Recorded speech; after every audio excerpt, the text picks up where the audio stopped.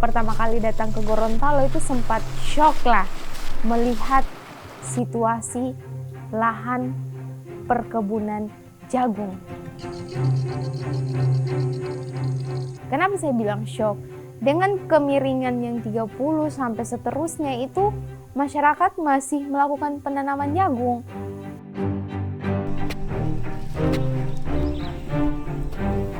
Dan itu memang yang sebenarnya tidak boleh kita lakukan penanaman jagung. Tidak boleh. Itu berdampak besar sama lingkungan, terutama air dan juga erosi.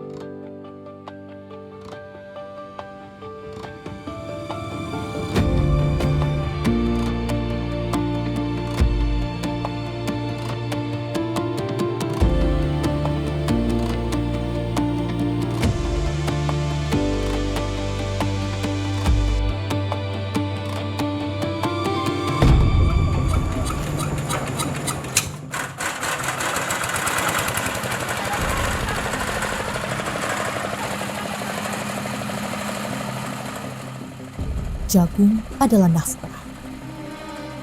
Mayoritas masyarakat Gorontalo menggantungkan hidup mereka dari jagung. Perawatan yang relatif mudah dan masa panen yang singkat memungkinkan petani melakukan beberapa kali panen dalam setahun.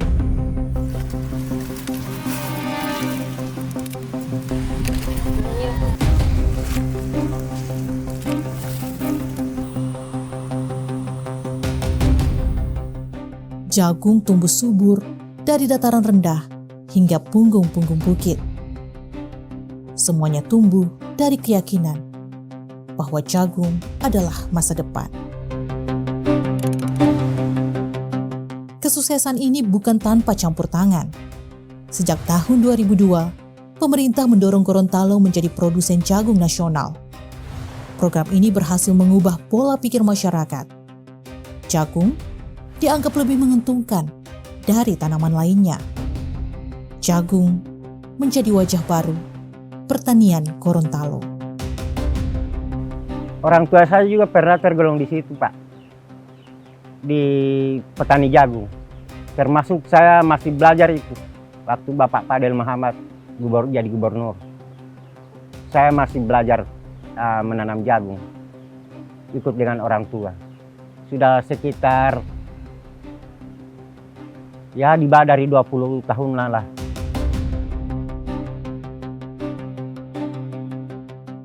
Namun di balik manisnya hasil panen, ada harga yang harus dibayar. Masyarakat melakukan pembukaan lahan yang tidak terkendali. Hutan-hutan yang dulunya menjadi penjaga air dan juga tanah mulai terganggu. Lahan pertanian di Kemiringan ditebang dan dibakar. Semuanya demi ruang tanam baru, demi jagung. Di satu sisi, jagung memang menjadi tulang punggung ekonomi. Namun di sisi lain, jagung juga membuka jalan bagi kerusakan lingkungan. Di titik inilah menjadi dilema antara menyambung hidup atau menjaga hidup.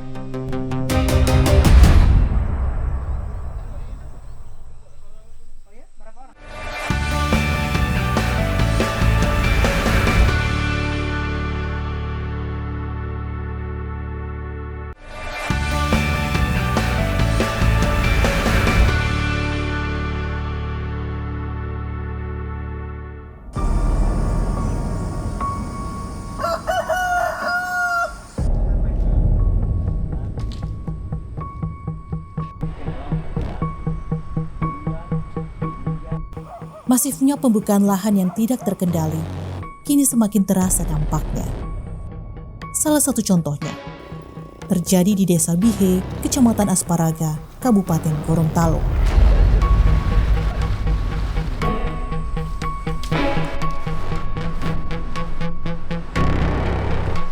Ini saya kebun Pak, ini yang longsor. Mungkin ini yang saya sering tanam ini milo terus sampai longsor begini.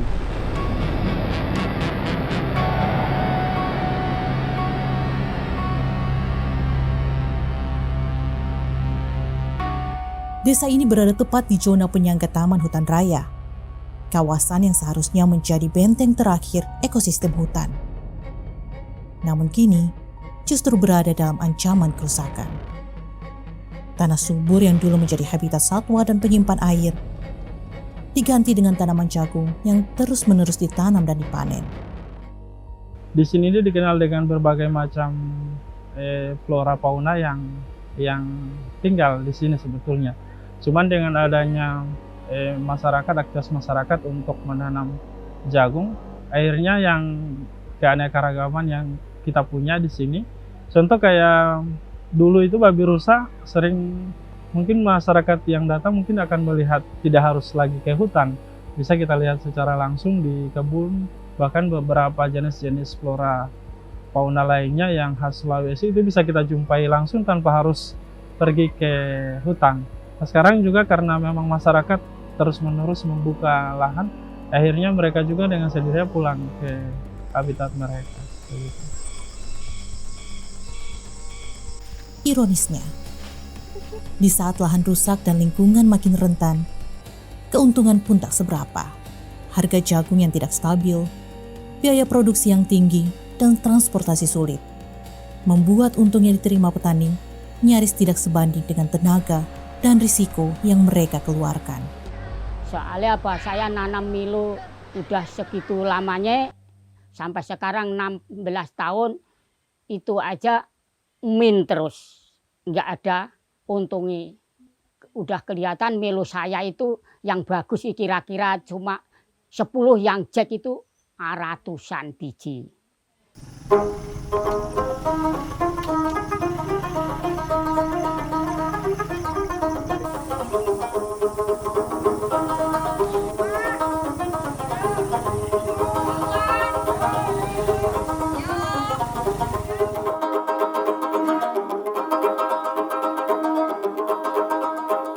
Ke gunung. Desa Bihe memiliki 4 dusun.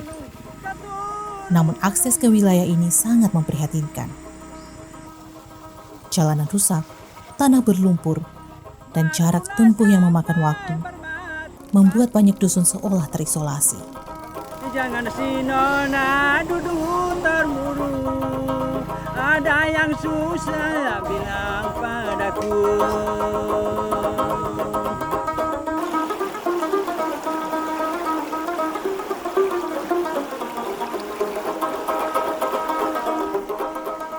Di tengah permasalahan ini, hadir seorang dosen muda dari salah satu perguruan tinggi di Gorontalo. Namanya Ikra. Ia percaya ilmu tidak seharusnya berhenti di ruang kelas, namun ilmu harus turun ke tanah.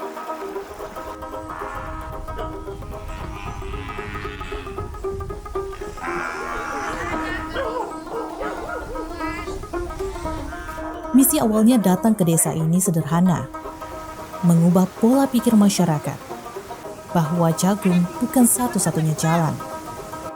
Ikra mulai memperkenalkan konsep tanaman tahunan yang lebih ramah lingkungan dan memiliki nilai ekonomis tinggi. Nah, kenapa saya memilih Desa Bihe? Karena pola pertanian masyarakat, ya kan? Pola pertanian masyarakat yang ada di sini itu lebih mengarah ke monokultur jagung. Ya kan, yang artinya monokultur jagung itu memiliki perakaran yang kecil. Kalau dia memiliki perakaran kecil, yang dimana dia tidak bisa menampung banyak air atau proses peresapan air ke dalam tanah itu kecil. Ibu Ikra sebagai sosok perempuan yang petarung sebenarnya, karena beliau bisa melewati desa ini dengan akses yang ke sini kan cukup sulit, melewati sungai dan harus nanjak ke kebun, tetapi beliau dengan semangatnya bisa membersamai masyarakat untuk memperhatikan lingkungan yang ada di sini.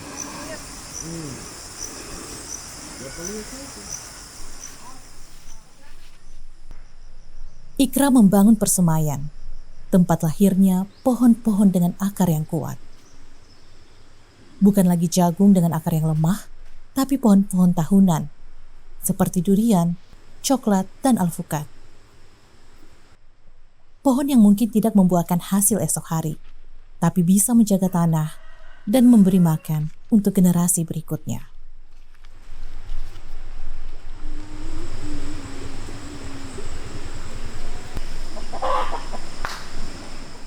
Setiap minggu Ikra kembali ke desa ini. Selain karena aktivitas penanaman, Ikra juga senang bercengkrama dengan masyarakat di pedesaan. Ini mau bibit apa ini? Pala ini. Oh, pala dengan ini, Iya, jambu mente. coklat. Permisi Bu, Wah. Bu Ikram itu ya pertamanya itu ada rapat di sana, terus ada program permasalahan nanam tahunan. Jangan sampai enggak ditanam, soal itu ya cari ini bibit ya juga susah. Ya, terus ditanam. Tapi kalau masalah jagung tetap enggak bisa ditinggal, soal itu kan istilahnya sama bapak-bapak mbak dulu kan tanaman jagung, udah tradisi nanamnya jagung gitu.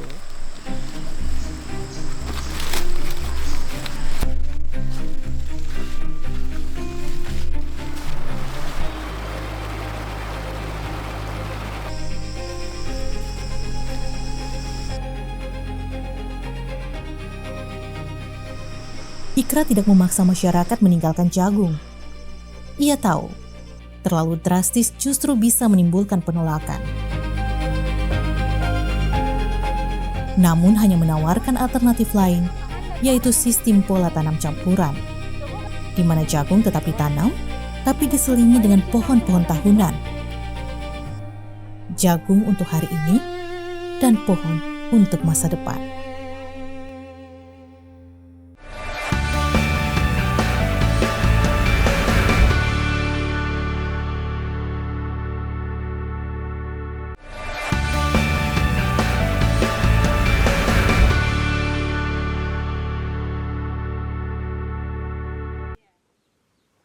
Jadi pertemuan sore ini membahas terkait penanaman secara agroforestry. Jadi sedikit pengenalan saja, penanaman secara agroforestry itu kombinasi antara tanaman perkebunan dengan pertanian. Perkebunan itu maksudnya yang tanaman tahunan, mulai dari apa yang bapak-bapak tahu tanaman tahunan? Dengan masalah yang ada, Ikra mencoba mengumpulkan masyarakat, membangun obrolan-obrolan kecil di halaman rumah warga, mendengarkan serta bertukar pikiran, mengedukasi masyarakat bahwa kita tidak bisa selamanya bergantung pada jagung. Saya tanyakan ke mereka bahwa jagung itu sebenarnya tidak sepenuhnya memberikan nilai ekonominya, bisa dibilang tidak besar lah. Bahkan mereka lebih bisa dibilang kerugiannya lebih banyak. Karena kan mereka sudah membuka lahan dari puluhan tahun. Lihatlah dampak yang terjadi sekarang. Itu terjadi namanya longsor, kemudian volume air sungai pada saat musim hujan makin tinggi.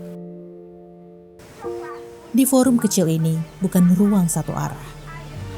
Namun masyarakat juga mulai mengutarakan keresahan mereka. Sebagian menolak ide tanaman kehutanan. Bagi mereka, tanaman yang tidak bisa segera dipanen dianggap tidak berguna. Awalnya saya juga ragu. Yang saya ragukan, saya kan biasa cuma tanam jagung.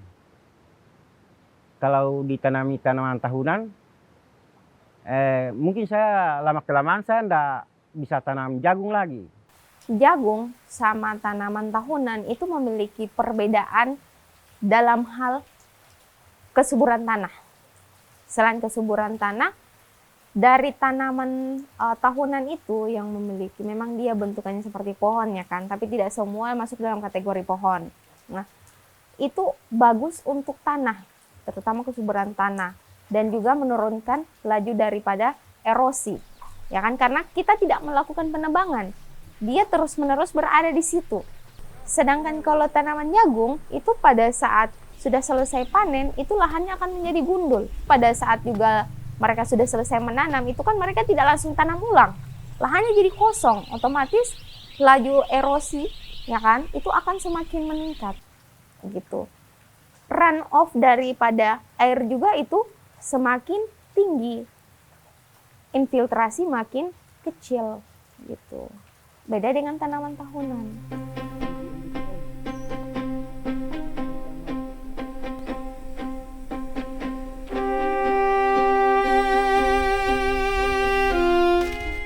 Masalah tidak habis pada soal tanah dan tanaman, namun juga soal makhluk hidup yang ikut terdampak.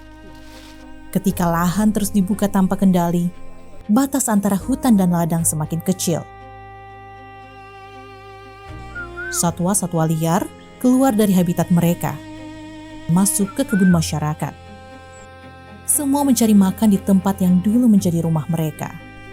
Tanaman petani dirusak, ladang dijarah. Monyet ini kalau dari kita sebagai akademisi adalah merupakan konflik antara manusia dengan satwa liar. Tetapi kalau untuk masyarakat, monyet ini adalah pengganggu buat tanaman mereka. Cuman ya kita kembali lagi, kita sebagai akademisi ya, terutama konservasi hutan melihat bahwa monyet itu tidak akan turun ke perkebunan masyarakat jika mereka tidak merasa terganggu. Terganggunya dalam hal apa? Yaitu tempat mereka hidup, tempat mereka mencari makan itu sudah dirambah dan berubah menjadi lahan pertanian. Si monyet-monyet ini yang memang notabene hidup di situ, alternatif lain untuk mencari makan ya dengan cara cepat langsung ke perkebunan masyarakat. Apa yang masyarakat tanam dan masyarakat menanam itu merupakan makanan mereka, otomatis mereka langsung pergi mengambil. Cuman kalau dari masyarakat ketika melihat satwa liar atau monyet itu, mereka langsung melakukan tindakan pengusiran. Ya oke lah kalau pengusiran hanya kayak cuman mengusir menggunakan suara ataupun gerakan tangan ataupun melempar. Nah, pengusiran yang paling parah itu yakni dengan melakukan penembakan. Entah mungkin membuat dia luka, cacat, ataupun membuat si satwa itu mati.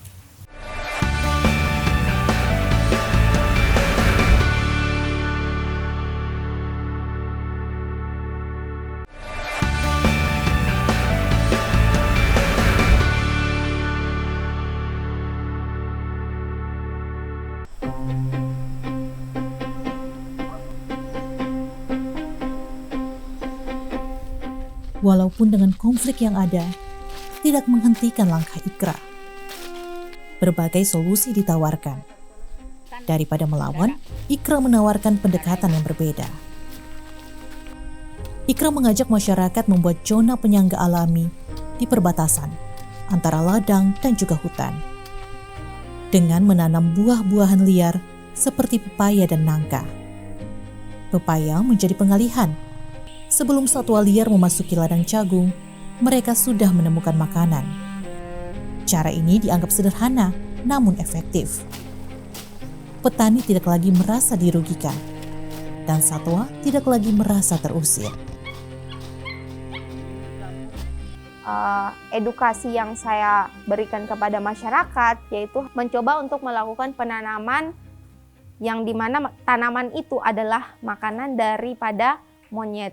Nah, salah satu tanaman yang saya lakukan penanaman itu adalah pepaya. Jika tanaman pepaya itu memiliki jumlah yang sangat besar, ya kan, apalagi ini berada di jalur masuknya monyet, artinya monyet akan melewati pepaya itu dan monyet akan fokus ke pepaya sebelum fokus ke tanaman jagung. Nah, itu saya lakukan juga karena saya pernah diajarkan sama orang untuk mengurangi konflik antara satwa dengan manusia.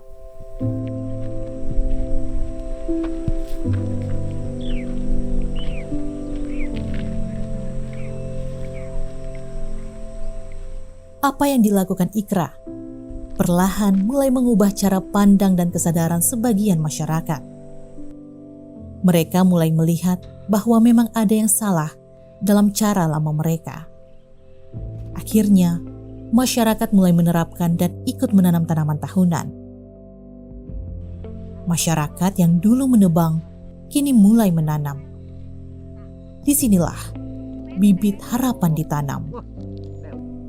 Kedepannya, melalui aktivitas kegiatan ini, bisa merubah dari bentang alamnya, ya kan, yang terbuka menjadi tertutup, yang warnanya coklat berubah menjadi hijau, kemudian ekonomi dari masyarakat bisa meningkat, tetapi meningkatnya bukan hanya dari monokultur saja, gitu. Kemudian bisa merubah juga pandangan masyarakat bahwa jagung itu tidak akan selamanya baik untuk tanah dan juga lingkungan. Kemudian saya menginginkan ke depannya tidak terjadi lagi namanya erosi ataupun banjir di bagian hulu jika masyarakat sudah mau merubah mindset pemikiran melakukan penanaman selain daripada monokultur.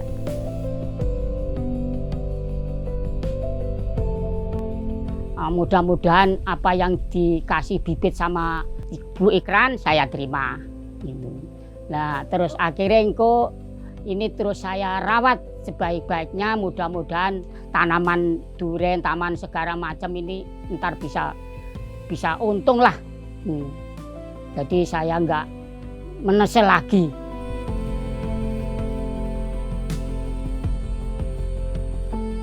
Kami bersyukur kedatangan Ibu Ikra sekitar 2 bulan di sini. Kami setuju, kami salut. Ibu Ikra seorang perempuan dosen sampai masuk di kampung kami, pelosok desa, malah di ujung. Banjir, hujan, tetap jalan demi masyarakat di Sunimu. Saya salut sama Ibu Ikra. Ikra percaya ini hanyalah masalah waktu untuk masyarakat menerima.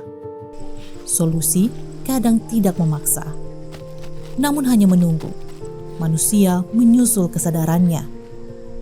Ikra menyadari yang ia tanam bukan hanya pohon, tapi cara berpikir. Tanah yang baik hari ini harus tetap baik untuk anak cucu mereka nantinya.